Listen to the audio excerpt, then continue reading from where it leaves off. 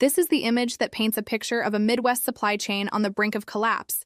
27,000 Michigan jobs vanishing in real time. These factories were built on the lifeblood of seamless Canada-US trade, parts flowing effortlessly through the system like oxygen.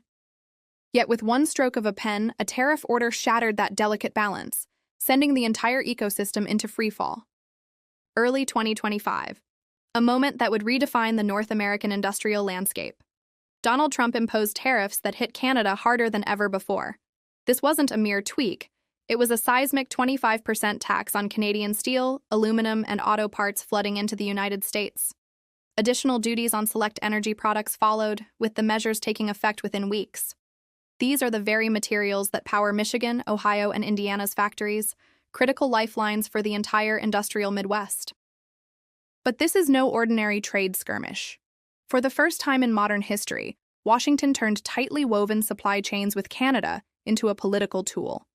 A system that once kept U.S. plants alive became the target. The 2018 tariffs were painful, yes, but they were narrow, mostly limited to steel and aluminum, with some exemptions. The 2025 tariffs, vast, sweeping, and aimed directly at the very components, steel, aluminum, auto parts, that breathe life into your car, your tractor, your factory.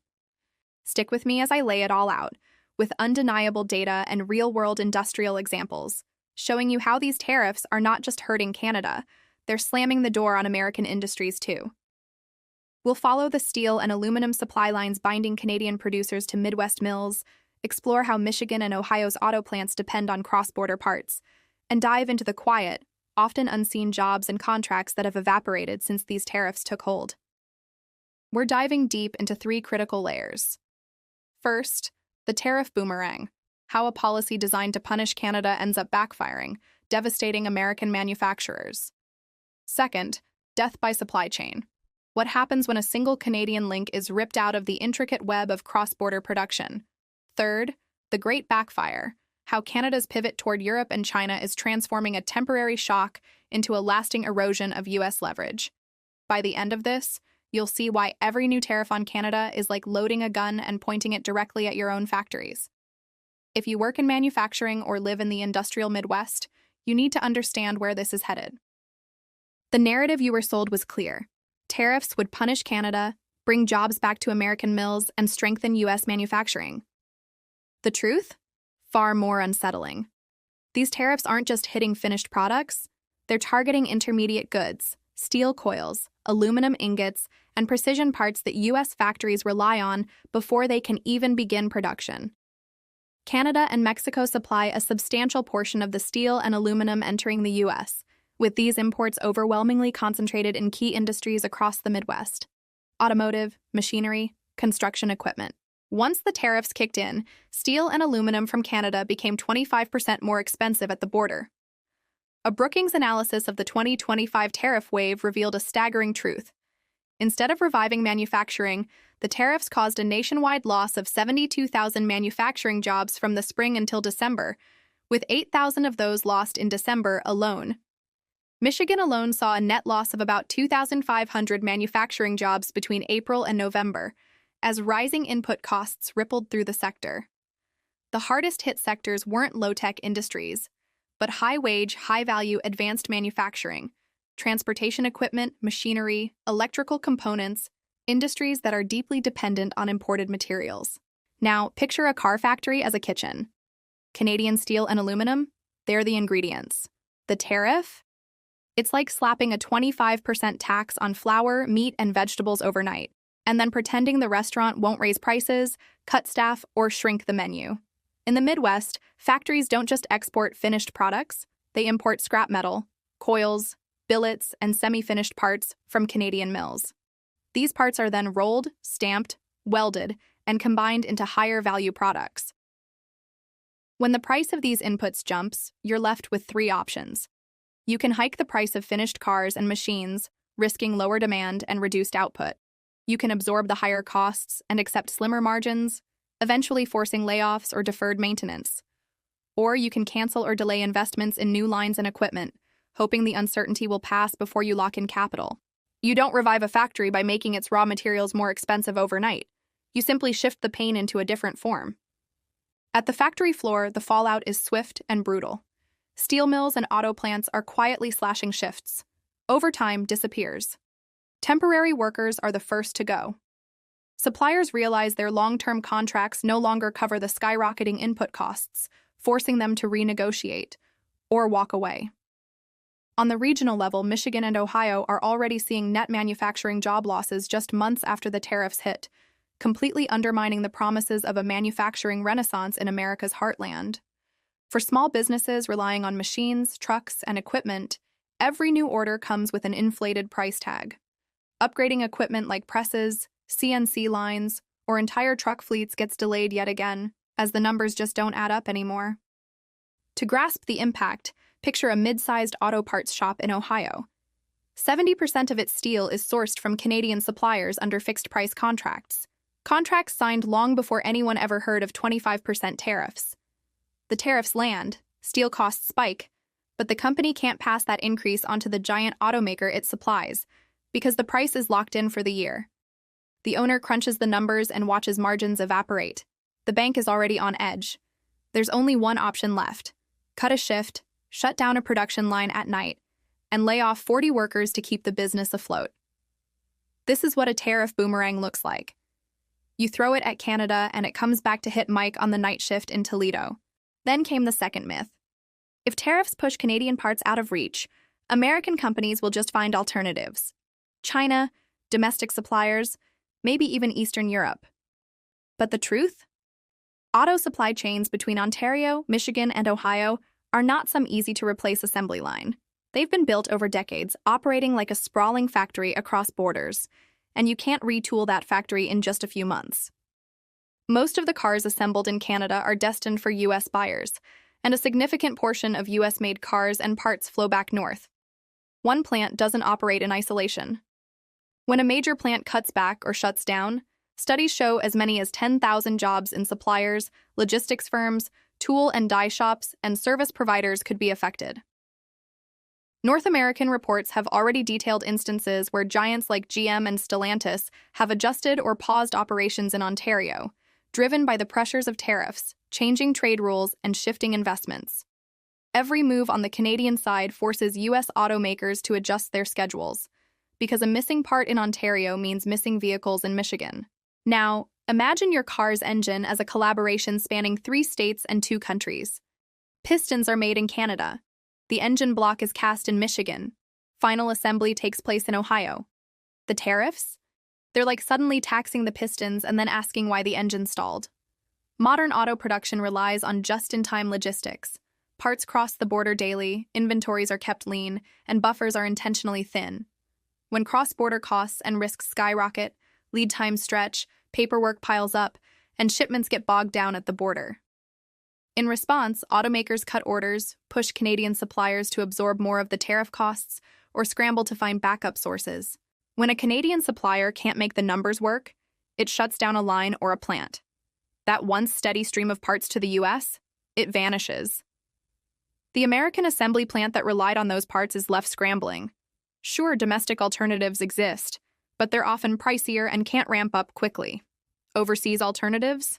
They take longer to ship and add both currency and geopolitical risks to the equation. The once synchronized supply chain now jerks and spasms with every policy shift, and each jolt translates into downtime somewhere in the heart of the Midwest. For U.S. automakers, the fallout is inevitable. Production delays begin when just one component, whether it's a sensor, module, or stamped part, fails to show up on time. Unplanned shutdowns ripple through the system when thousands of nearly finished vehicles sit idle in storage lots, awaiting a part that costs less than the average dinner. The result? Manufacturing costs skyrocket as companies fork out more for inputs, logistics, and contingency plans, making American-made vehicles less competitive against European and Asian models both at home and abroad. For workers in the Midwest, this translates to rotational furloughs, shorter work weeks, and a growing sense of instability. 1 month, the plant operates 3 shifts. The next, 1 shift is cut. 3 months later, management hints at a potential shutdown for retooling. Weeks, even months of uncertainty. Now, picture a Michigan assembly line. The plant's almost at full throttle, pumping out thousands of vehicles each month. Then, one electronic module, sourced from Ontario, fails to arrive on schedule. Without it, every car rolling off the line is 95% finished. They can't be shipped. They can't be sold. They sit idle, lining up outside, waiting for a part that costs less than a dinner for two. After a few weeks, the lots are overflowing. Cash is tied up in inventory, and management has no choice. They cut a shift, send hundreds of workers home, and pray that supply will eventually normalize. This is death by supply chain. Not a sudden, dramatic collapse, but thousands of tiny fractures, each one tightening the noose around an entire industry. Then there's the promise these tariffs carried, that they'd force Canada to come to its senses, accept whatever terms Washington demanded, and fall in line. What actually happened is far more complex. Canada turned this shock into political cover to accelerate something its leaders had already begun, a strategic push toward Europe and Asia. In the past decade, Canada has crafted and signed trade agreements that open up European and Indo-Pacific markets. Oxford economics and other analysts warned that a severe trade conflict with the U.S. might push Canada into a temporary recession. However, they also noted that such a shock would incentivize Canada to diversify its trade flows over the long term. That's exactly what's happening now. Canada has strengthened its ties with the European Union and has pursued agreements to ease access for its autos, agri-food products, and other exports into Asian markets, including China. In the auto sector, Canada's recent decision to allow limited imports of Chinese-built electric vehicles under reduced tariffs has created a new dynamic. Canadian consumers, Chinese factories, and a U.S. neighbor still relying on tariffs to keep those very same cars out. Tariffs were sold to the public as a way to force Canada into line. In reality, they pushed Canada to start courting new partners whose relationships don't simply end because Washington sends a late apology.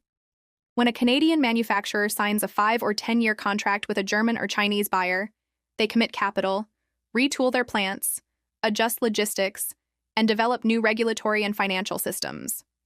Once that capacity is booked, it's locked in. Even if U.S. tariffs drop later, the supplier may not have the capacity to ramp up production for American clients as before. And if they do, expect prices to rise, reflecting the risks of future policy shocks. For the Midwest, the impact follows a painful 3-stage timeline. In the short term, inputs from Canada are more expensive and less dependable. In the medium term, as Canadian firms gain more business in Europe and Asia, U.S. orders become less crucial to their survival. These orders may be the first to be slashed or repriced in any crisis. In the long term, U.S. automakers face a double squeeze. They lose a portion of their North American supply base, while also contending with growing competition from European and Asian manufacturers in third markets. Additionally, Chinese-made vehicles are now entering Canada under new trade rules. This erosion is not sudden, it's gradual. But over a decade, it could shift where new plants are built, where R&D takes place, and where the best-paying jobs are located. For U.S. political leverage, the real damage extends beyond economics. Economic clout has always been Washington's main tool for influencing allies. If Canada can demonstrate it has alternatives, whether in Europe, Asia, or emerging markets, then Washington's threats lose their power. Why panic over a tariff threat when you can shift a growing portion of exports elsewhere, and when your domestic strategy is already focused on reducing dependence? Consider a Canadian supplier that once sent 80% of its production to a U.S. automaker.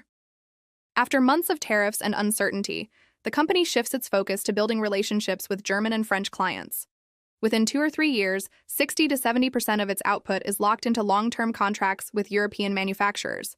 When a future U.S. administration calls to say, let's return to the way things were, that supplier can't just tear up its new agreements. The capacity is booked. The pricing is anchored to different expectations. Once a supplier builds its future around Europe and China, it's not going to dismantle it just because Washington changes its mind after the next election. So where does this leave the Midwest in the next 30 to 90 days if nothing changes? The most likely scenario is the slow bleed. No dramatic New Deal, no major escalation, just a steady grind of higher input costs and ongoing supply disruptions. Plants will adapt by cutting overtime, freezing hiring, extending maintenance schedules, and delaying capital projects. Corporate earnings calls will mention vague terms like headwinds and margin pressure. Local news will report small layoffs, early retirements, and a few bankrupt suppliers here and there. It won't look like a crisis on TV. But for the communities dependent on those paychecks, it will feel like a slow tightening of the noose. The second scenario? Targeted relief.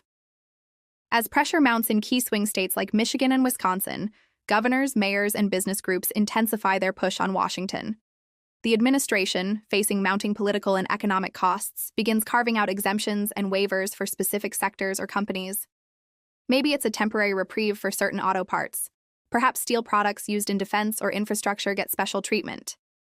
Watch for signals, leaks about temporary waivers, aggressive lobbying from auto and steel executives, and open letters from state leaders warning of mass job losses. The third scenario? Escalation and panic. The rhetoric in Washington heats up once more. New tariffs on finished vehicles or fresh categories of Canadian and Mexican goods are floated. Canada and Mexico retaliate with countermeasures, targeting U.S. exports in agriculture, machinery, or energy. Financial markets take notice. Shares of automakers and major manufacturers swing wildly with every new headline. Companies start preparing not just for a tough year, but for a fundamental shift in where they invest, hire, and build. Right now, the facts are undeniable. Tariffs have been imposed. Input costs are soaring. Reports from Brookings, the Federal Reserve, and others show clear losses in manufacturing jobs since these measures were enacted. No gains. Canada and Mexico are reacting to safeguard their own economies, not necessarily U.S. interests. What remains uncertain? How far will the waivers go? Is a negotiated reset even possible? Will Washington opt for de-escalation or double down? This isn't just about Michigan and Ontario. It's about America's standing as a reliable partner to everyone else watching. Under growing pressure, Canada is speeding up its diversification strategy rather than reversing it. Mexico, too, is watching closely, balancing its heavy dependence on the U.S. market with long-term opportunities elsewhere. Meanwhile, across Europe and Asia, policymakers are quietly noticing a pattern. Tariffs and threats are not just aimed at strategic rivals, but at close allies who share borders, security ties, and decades of economic integration. Allies are asking themselves a simple question. If Washington is willing to weaponize trade against its closest neighbor when it suits domestic politics, who's truly safe? This question may not trigger immediate ruptures, but it plants seeds. It encourages countries to hedge, to forge alternative arrangements, and to invest in supply chains that are less vulnerable to U.S. policy shifts.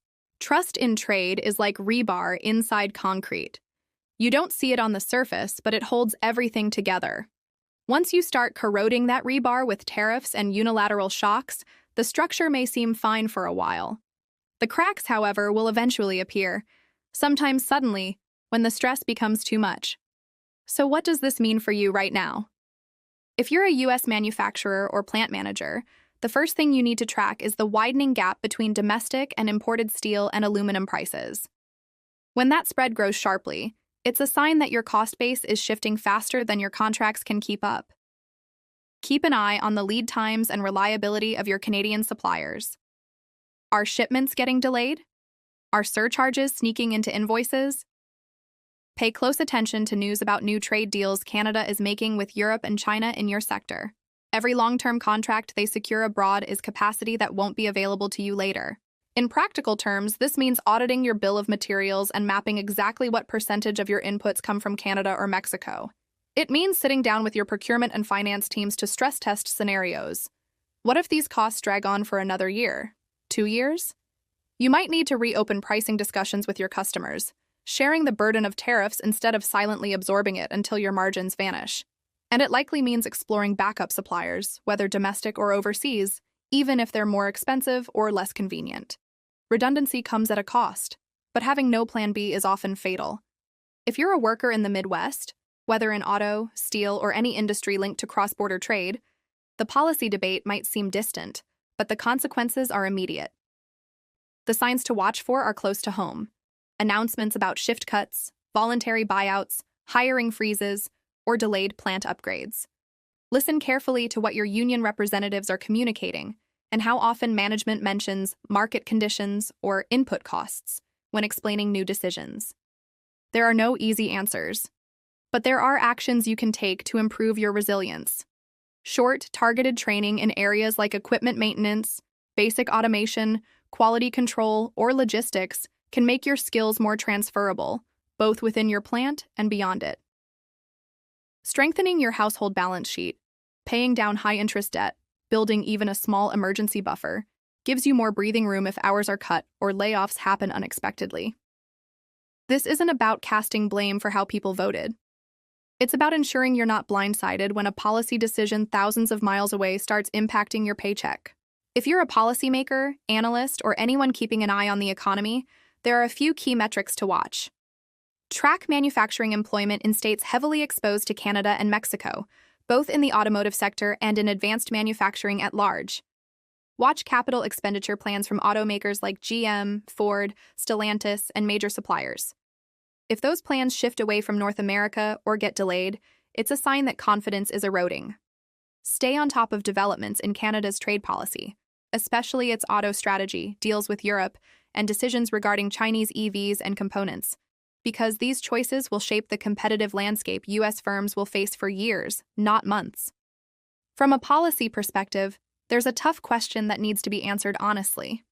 Are these tariffs genuinely targeting strategic competitors and unfair practices, or are they inadvertently undermining the very industries they were meant to protect? Studies from central banks, universities, and think tanks have consistently shown that earlier tariffs under the first Trump administration actually reduced manufacturing jobs when the higher input costs and retaliation were factored in. The 2025 measures are larger and broader, which suggests that the risks to Midwest manufacturing could be even greater. One possible path forward is to refocus trade defenses on actors and practices that truly pose long-term threats, while creating emergency waiver mechanisms for critical inputs that are vital to domestic production in friendly, integrated economies like Canada. We've just walked through the tariff boomerang, the gradual demise of integrated supply chains, and how Canada's pivot is backfiring on American leverage in the long run. The cold, hard truth is this: these tariffs aren't just punishing Canada, they're quietly hollowing out the very factories they were supposed to protect. Trying to save Midwest manufacturing with blunt tariffs is like trying to treat a heart attack with a sledgehammer.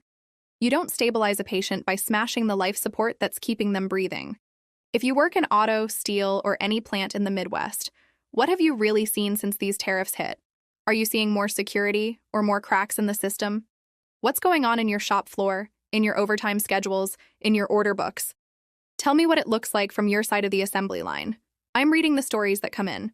Next, we'll turn the camera around and dive into Canada's response. How their pivot toward Europe and China is reshaping North America's economic landscape for the next decade. How far can Canada really distance itself from the US without causing harm? Which American industries are most at risk if that pivot succeeds? And is there any off-ramp left that doesn't end in permanent fracture, or are we already locked in this collision course? That breakdown is coming up on your screen, in the description.